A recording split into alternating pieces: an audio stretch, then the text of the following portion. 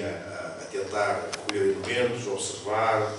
Encontrei aqui nesta estrada, aqui à frente, aqui 300 metros aqui mais abaixo, eu estava aí a tirar fotografias, a ver as pedras dos muros e tal, e passou uma senhora, na altura já devia ter, é claro que é difícil olhar para uma mulher e adivinhar a idade, não é? É quase impossível, mas ela devia ter entre os 75 e os 85. Vinha com um saco às costas, qualquer coisa às costas, toda de preto e tal. Começou a olhar para mim. Bom dia, e tal. Diz lá, tive que explicar o que andava a fazer, andava a procurar coisas antigas e tal. Aquela capela lá em cima, como é que se chama? Santa Justa e Santa Rafina. Certo. E sei lá as imagens? Tem sim, senhor. Só tem a Santa Justa. Não, Santa Rafina, está lá. A que está em terra é Santa Rafina. A que está lá em cima? Sim. A ver. E Santa Justa e Santa Rafina. Sim, senhor. Muito bem. Santa Justa em Número. E eu, mais uma conversa para a frente e para trás, sepultura acabada na besta. É mesmo de quem não percebe nada da função. Em vez de lhe perguntar pela pedra do lagar, que ela se calhar ia-me dizer logo onde é que era, fui-lhe perguntar se não havia umas sepulturas, não há nada disso aqui, não sei o quê. Há uma pedra lá em cima no monte, dizia ela, que era o local onde se levavam os velhos quando eles já não podiam trabalhar. Davam-lhe uma manta e um pedaço de broa e abandonavam-no lá em cima. Agora é quase igual. Estás a ver como tu chegaste lá? E um dia um rapaz levou o pai lá acima e ele deixava lá. E o pai ia resignado. Dizia, olha meu filho, olha que eu vou a pé. Não, meu pai, eu ao menos levo-te as costas dele lá acima. Ela contava a história. E quando chegou lá acima, vai meu filho, vai para baixo, senão vai ficar noite. E ele, oh meu pai, mas eu não tenho... Ele, não, vai que eu fiz isto ao meu pai e o teu filho vai-te fazer a ti. E o filho foi pelo monte abaixo, mas voltou para trás. Buscá-lo. Dizer, não, vou-te levar comigo. E remata a senhora. E foi assim que as pessoas começaram a morrer em casa. A história é maravilhosa, não é? Desculpa, essa história é maravilhosa, mas há provas de que é aqui. Eu acho que isso é uma história que a gente conhece há muitos anos. Ela contou uma história sendo um penedo lá em cima do castelo das famílias. A denda é daqui. Agora, eu sei que eu estou-vos a picar.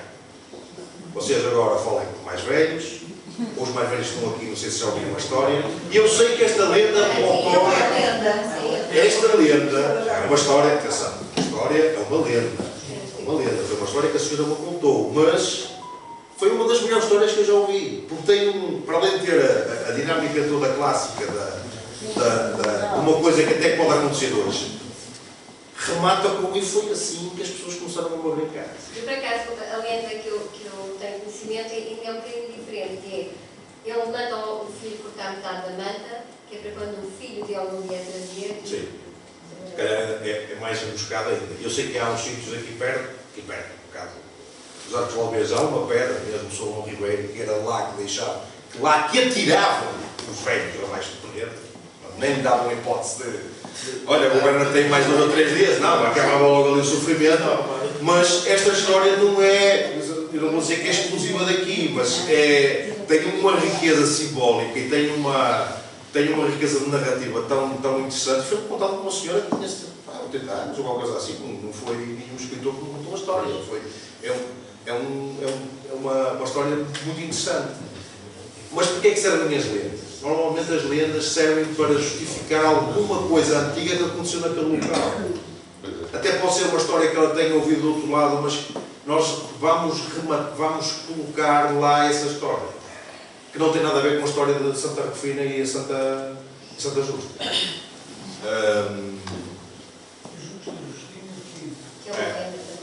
Eles têm é Santa Justa e Santa Rufina. O que está no martirólogo é Santa Justa e Santa Rufina. Esta ermida tem uma coisa muito interessante. É o tipo de culto pagão. É um culto pagão. com uma roupagem cristã. Isto é normalmente é logo sinónimo de uma coisa muito antiga que acontecia. O que acontece é que a maior parte dos cultos romanos, de base romana, ou até mais antigos, quando se deu a introdução do cristianismo, foi-se dando sempre uma explicação cristã para o que está a acontecer. E se não se importa de ligar a luz, que eu tenho que ler aqui uma passagem. E não sei se alguma vez vocês já viram, isto é um livro. É uma coisa que normalmente há pessoas que gostam muito, outras que não gostam nada. Mas às vezes nos livros, principalmente aqueles livros antigos, vai-se aprender qualquer coisa. Não sei se já ouviram alguma vez este título, A Casa da Grande, de Romariguês, do grande mestre, Aquilino Ribeiro, que tenho a certeza que esteve ali em cima na capela de Santa Justa. Ou seja, uma das passagens do capítulo do livro, um dos mais interessantes e mais picantes também, é quando o morgado de Romariguês, o Fernando, como é que se chama o gajo? Não se mudou sempre de nome. Como é que se chama? É o Fernando. Onde está ele?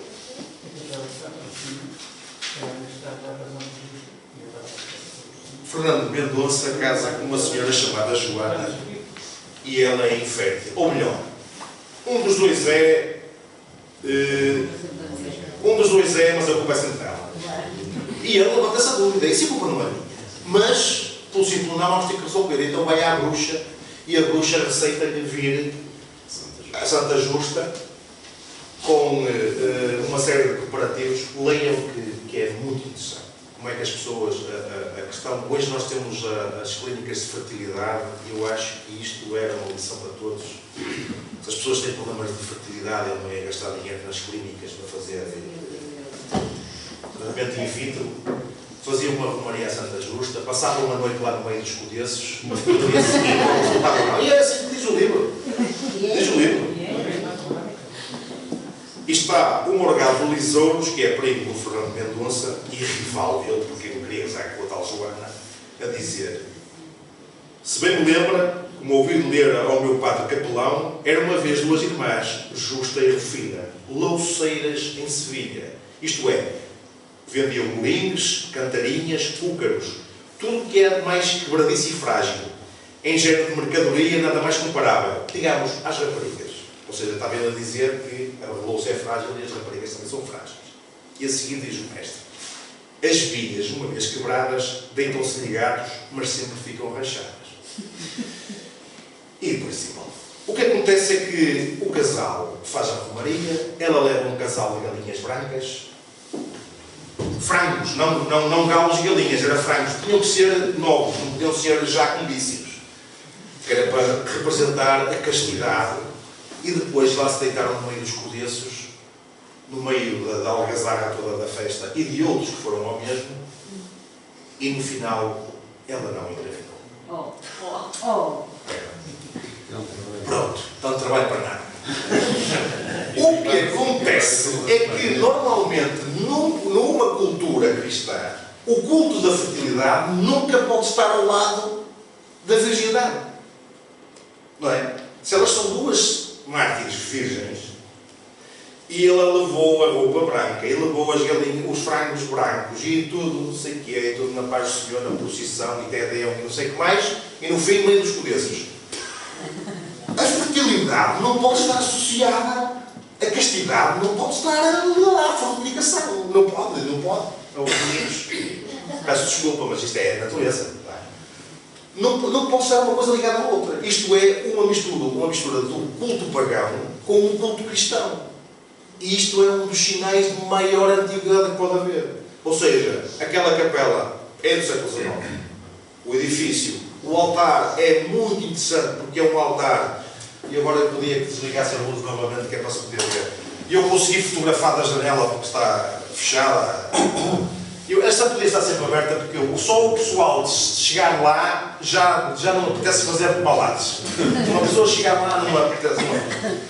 E tem um altar lindíssimo, ainda muito renascença. É muito parecido a nível de estrutura com o São João d'Arga, que tem talha e tem uma série de de inovações, apesar de serem muito antigas, mas este ainda parece muito rústico, muito antigo, muito simples, mas no bom sentido, não é? Pintado, não tem madeira, e também ali com a madeira calada. Isto quando ardeu a capela, Sim. isso era totalmente diferente. Aqui há quantos anos ardeu a capela? Mas tinha um altar de madeira.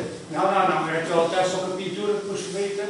Custava muito caro fazer a pintura original. Claro. E fizeram uma pintura. Fizeram assim. Mas aquilo não desvirtua o que lá está, porque é um sítio, a estrutura está lá, a estrutura é muito interessante.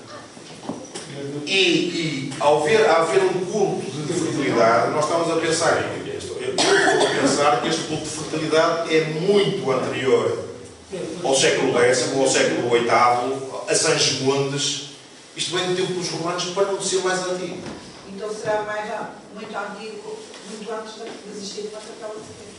Muito antes. Provavelmente, se nós pudéssemos fazer uma investigação rigorosa, escavando à volta daquilo, podia-se encontrar.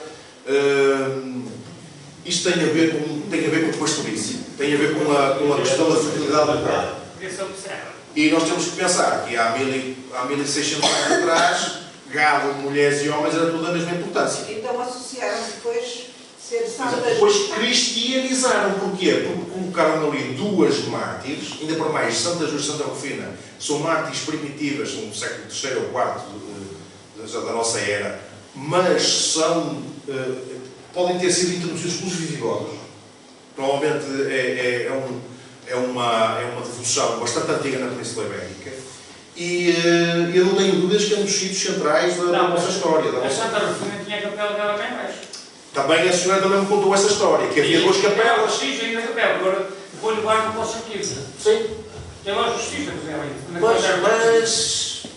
Pois é, tal situação, também ela não tinha falado que havia duas capelas, não, mais embaixo. Tem lá vestígios. Tem lá vestígios? E onde é que é? Ao subir, portanto, só para... Tem lá, como é que eu vou explicar? Sai da estrada lá para cima, não é? Sim. Sobe, há lá uma questão... No seguido? Não. Aqui. Ainda passado há umas salas. Toda a gente conhece onde é que é. Pronto, e tem lá direito até umas árvores mais altas. Sim. Pronto, do lado direito tem lá umas árvores mais altas, que foi aqui há uns anos até um gajo matou lá o taxista. Pronto, é lá o sítio onde está a capela. Vou registrar essa informação. Não, tem lá, depois agarraram as pedras do lado e levaram para o Saquiro, que é onde está a Santa Rufina. Porque a Santa Rufina está no Saquiro. Com as pedras que foi de lá. E não será aí que estão as sepulturas cavadas na rocha? Já não sei. Já me levantaram as orelhas. Já valeu a pena ter ido cá. É o cruzamento do corta-fogo. Pronto, vai cá abaixo, vai o corta-fogo e vai estar vai passar as outras, não é? A linha que é o cruzamento, mais já foi um bocadinho lá direito, tem umas árvores mais altas, lá é o justiça na cela. Muito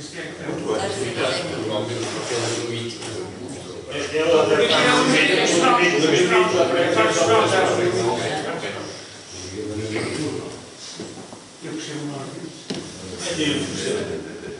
Ora, portanto, a Santa Justa e Santa Rufina estão ao lado, estão perto deste sítio que é o que me veio aqui, o que me trouxe aqui. Bem, foi outras coisas que me trouxeram aqui, mas este era o título, não é? O Castelo da Formiga. E o Salomão? Salomão? Capela. Mas esse não me chamou a atenção.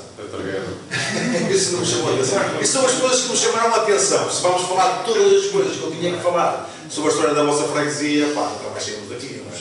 Porque eu tinha que ir buscar, como é que as pessoas viviam, até vos posso dizer mais. Aliás, até se convém explicar como é que as pessoas viviam há 1000 anos atrás, 1000 anos, não é preciso mais longe, há 1000 anos atrás, para explicar o que nós vamos ver a partir de agora.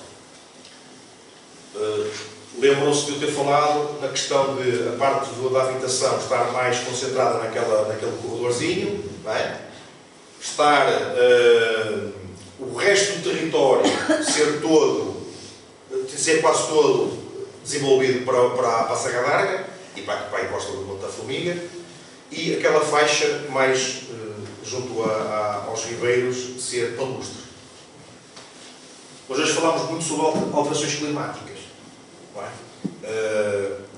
E eu não vou dizer que, eu tenho a certeza que existem alterações climáticas, mas eu sei de pelo menos 4 grandes episódios de alterações climáticas ao longo dos últimos 2000 anos. Certo? Uma grande alteração climática foi mais ou menos em 750, depois de Cristo, que foi catastrófica para a nossa zona, porque foi uma altura de grandes secas e portanto, não chovia. Há maus anos agrícolas porque não havia chuva.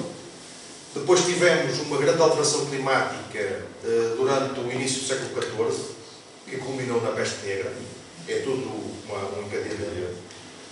Houve uma grande alteração climática em 1630 e 1640, mais ou menos. Mas essa durou mais tempo, durou 20 anos. E, por exemplo, uma freguesia como Chafé, não sei se tem aqui alguém dessa freguesia, não tem, mas é de anos, mas a freguesia de Chafé teve que mudar a igreja de sítio, porque as areias, onde é agora a estrada que vai das 2 estradas até ao Cabedelo, passa exatamente num sítio que é só dunas. Essas dunas foram todas criadas no século XVII, em 1650. Porque a areia, o vento, o regime de ventos, muita chuva,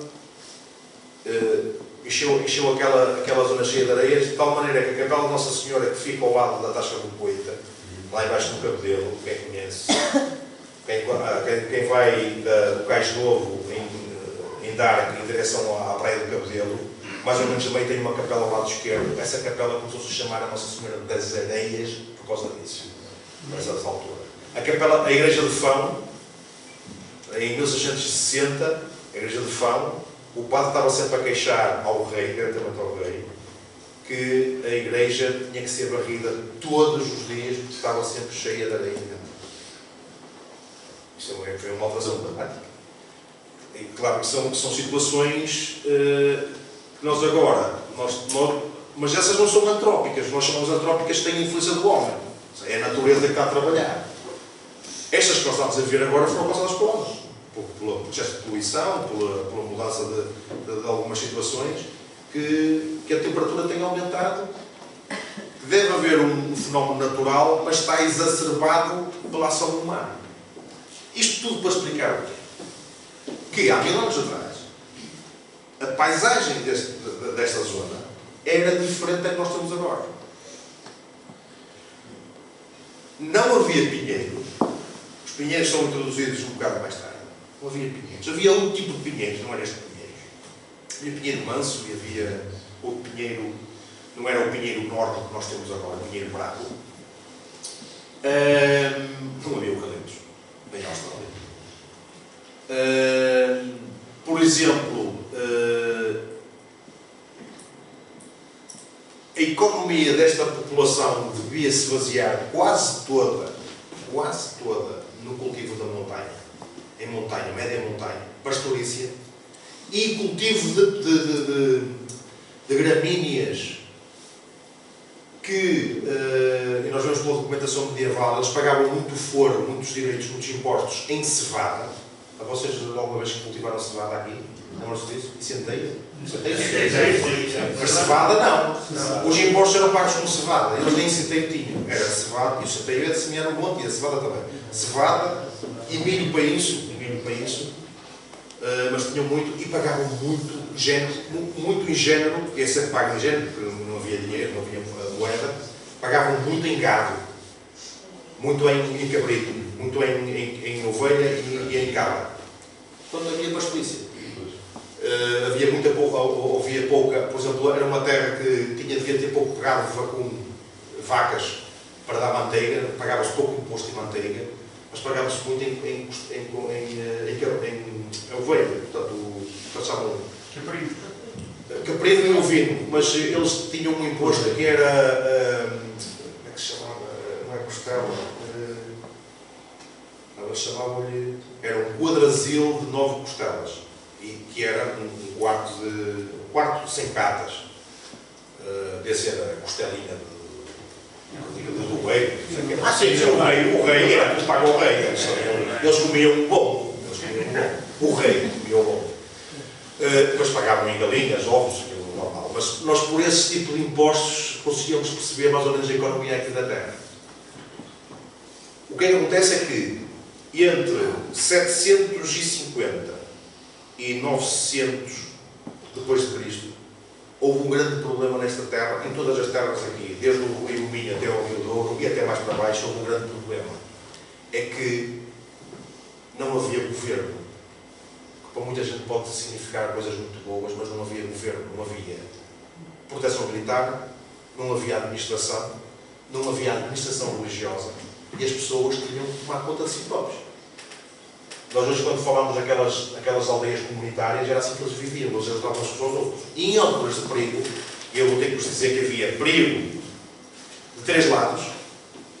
Havia o perigo de os cristãos que estavam nas Astúrias, quando vinham atacar os árabes, passavam por aqui, e não diziam, tu és cristão ou és árabe. Levava tudo, até chegarem ao sul. E a mesma coisa acontecia com os árabes quando vinham ao norte. Não iam perguntar se eram árabes ou se eram cristãos. Levava tudo na mesma medida. Portanto, eles estavam sujeitos às invasões do norte e às do sul. E, para cúmulo, a partir mais ou menos a partir de 850, começaram a chegar alguns camaradas do mar, que nós hoje conhecemos como os vikings, e que nós tecnicamente chamamos normandos. Vinham do norte da Europa, entravam pelos rios e atacavam outras comunidades. Portanto, e eles estavam sempre sujeitos a essas invasões. E tiveram que se aprender a defender sozinhos. E então, no alto dos montes mais defesos, que nós chamamos, que têm melhores condições de defesa, eles criavam um cercado de gado. E, em um caso de ataque, refugiavam pessoas e bens, normalmente o gado, que era o que era importante, nesses redis, e tentavam escapar à passagem dos exércitos inimigos. Normalmente não faziam fogueiras, tentavam-se. E os inimigos, quando olhavam para as encostas dos montes, que eram limpos, até os podiam ver lá em cima, mas sabiam que para chegar lá ao cimo, se conseguissem chegar lá descansados, ainda tinham que lutar com as pessoas que estavam lá a defender. E o Castelo da Formiga é um desses sítios. Era um desses sítios que as pessoas usavam como local de defesa. É claro que, se eu disser a palavra castelo, a primeira coisa que já sendo na cabeça é aquelas torres cheias de bandeirinhas, com a princesa a pentear os piolhos, à espera que venha o cavaleiro, também cheio de pio de pulgas. Eles não tomavam banho. Não sei se vocês têm essa noção, eles nunca tomavam banho. As crianças vão. E nós vemos aquelas imagens românticas, não, mas eu digo isso na escola, que há uma parte da explicação que eu dou na escola que é as coisas que se faziam antigamente que nós fazemos agora. Eles nunca tomavam banho, nunca lavavam os dentes. E, portanto, eles só com um cheiro matavam o inimigo. E, portanto, mas os inimigos também matavam o inimigo, também o matavam, por causa deles também não cheiravam melhor. Estavam habituados. Mas estavam habituados. Não, era a altura em que eles entravam na corte do gado e o gado fugia.